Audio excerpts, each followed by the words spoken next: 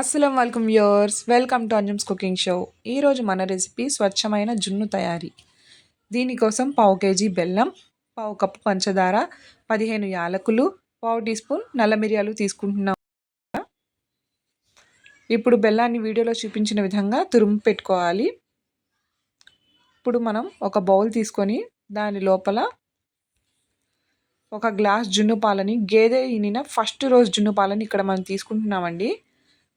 First రోజు జున్ను పాలకైతే ఒక గ్లాస్ జున్ను పాలకి 3 గ్లాసుల నార్మల్ పాలు సరిపోతాయి.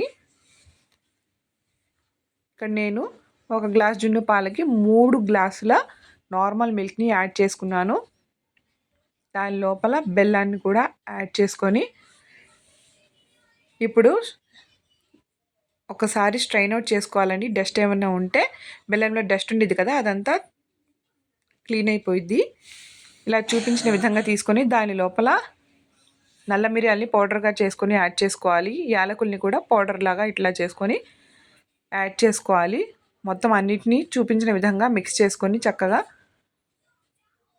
కలుపుకోవాలండి. ఒక పెద్ద వెజల్లో 2 గ్లాసుల వాటర్ యాడ్ చేసుకోవాలి. దాని లోపల ఈ బౌల్ని అరేంజ్ చేసుకొని సిమ్లో 30 మినిట్స్ కుక్ చేసుకుంటే అంతే అండి, స్వచ్ఛమైన జున్ను మనకి తయారైపోయిద్దండి. ఇట్లాగా చాప్ స్టిక్తో కేక్ని ఎట్లాగైతే చెక్ చేస్తామో దీన్ని కూడా చెక్ చేసుకోవాలి.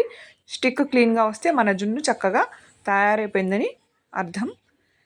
ఇది బాగా పూర్తిగా చల్లారిన తర్వాత ఇట్లాగా ప్లేట్లో షిఫ్ట్ చేసుకోవాలి.